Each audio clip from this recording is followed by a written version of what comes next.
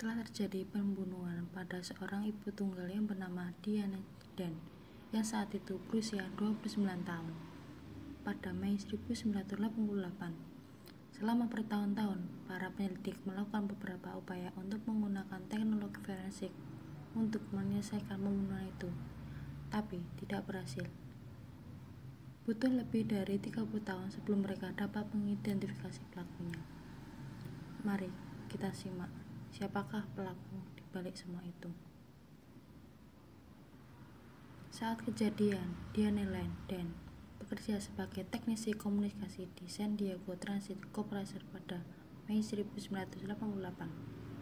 Wanita berusia 29 tahun itu tinggal bersama anak laki-lakinya bernama Mark Bayer yang saat itu berusia 20 tahun di apartemen mereka di blok 8700 dari Grave Avenue di Sydney, California. Adik perempuannya, Victoria Den, mengatakan betapa dia sangat dengan saudara perempuannya. Ketika dia ketinggalan menjemput istri rekannya, Marilyn Baker, dalam carpooling ke San Diego pada 1 Mei 1988, pasangan Baker itu khawatir. Menurut mereka, Diana adalah wanita yang bertanggung jawab dan tidak akan pernah melewatkan janji tanpa pemberitahuan atau alasan yang masuk akal. Rekan kerjanya Gary Baker cemas ketika dia tidak muncul di tempat kerja keesokan harinya, dan akhirnya memutuskan untuk mampir ke apartemennya untuk memeriksanya dan memastikan dia baik-baik saja. Ketakutan terburuknya ternyata benar ketika dia menemukan dia ditikam sampai mati di dalam apartemennya. Lalu pintunya dibuka oleh anak laki-lakinya Diane yang memberitahu Gary bahwa ibunya sedang tidur dengan cat merah di tubuhnya.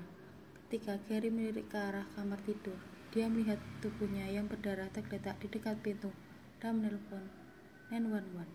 Para penyelidik tiba di tempat kejadian dan menemukan tubuh itu telanjang bulat dan pakainya berserakan di kamar tidur. Dia telah dipukuli secara brutal dengan banyak luka di wajahnya dan beberapa luka tusukan di dada dan punggungnya. Laporan otopsi menyebutkan penusukan fatal di dada Diane sebagai penyebab kematiannya. Tampaknya pembunuhan itu bermotif seksual karena tidak ada yang dilaporkan dicuri dari apartemen tersebut, termasuk dompet yang terletak di dekat tubuhnya. Polisi menemukan beberapa percikan darah di lemari terdekat dan sebilah pisau di lantai kamar tidur. Para penyelidik memutuskan untuk mengantongi semua yang ditemukan di tempat kejadian, termasuk tempat tidur dan barang-barang lain yang mereka pikir mungkin disentuh atau disentuh oleh pelaku. Mereka mengumpulkan beberapa helai rambut, sidik jari, dan jaringan di bawah kaku Diana. Di masa sebelum analisa DNA datang untuk menyelamatkan, sidik jari memainkan peran penting dalam menangkap seorang penjahat dan menyelesaikan sebuah kasus. Namun, petugas tidak dapat menemukan yang cocok dengan yang diambil dari tempat kejadian bahwa telah merusaknya di database nasional. Para detektif memutuskan untuk menyelidiki orang-orang terdekat Diane, dan sebagian besar teman serta keluarga mengarahkan petugas penegak hukum ke mantannya, David Bayer. Menurut David, Matt Bayer, ayahnya dan Diana menjalin hubungan saat dia pertama kali pindah ke San Diego untuk dekat dengan orang tuanya. Mereka telah bersama lebih dari 1 dekade, tapi hubungan itu berakhir dengan perceraian. Kakak perempuan Diana, Victoria, mengatakan di acara itu bagaimana David adalah orang yang pertama kali terlintas di benaknya ketika dia mendengar tentang pembunuhan brutal kakak laki-lakinya. Ketika para penyidik menanyai David tentang pembunuhan tersebut, mereka mendapati bahwa dia sangat terpukul mendengar berita tersebut, dan bahkan lebih lagi ketika dia mengetahui bahwa dia adalah tersangka utama. Menurut Matt, ayah tidak pernah pulih dari keterkejutan yang tragis itu. Namun, petugas harus mencopotnya sebagai tersangka setelah dia memberikan alibi yang kuat selama pembunuhan. Kasus ini perlahan mulai tidak terungkap, tanpa kemungkinan tersangka atau petunjuk.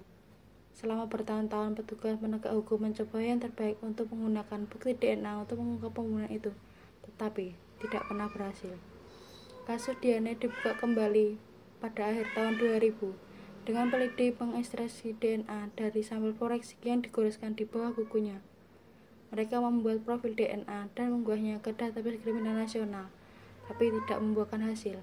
Kasus ini dibuka kembali pada 2010 karena pejabat menggunakan teknologi forensik yang relatif baru untuk membuat profil DNA dengan memproses folikel rambut yang diambil di TKP. Sayangnya, mereka tidak dapat menemukan kecocokan apapun. Namun, para penyidik akhirnya bisa mendapatkan terobosan lebih dari 30 tahun setelah pembunuhan tersebut, ketika mereka membuka silsilah genetik. Pada tahun 2020, petugas polisi menggunakan situs silsilah yang mengizinkan penegak hukum mengakses profil DNA mereka untuk menemukan DNA yang cocok dari pelaku tak dikenal. Menurut laporan berita, proses tersebut menghasilkan banyak kecocokan, dan analisis harus mengarungi bertonton DNA untuk membangun sambilan silsilah keluarga dengan sekitar 1.300 kerabat dari tersangka pembunuhan melalui perkawinan atau darah.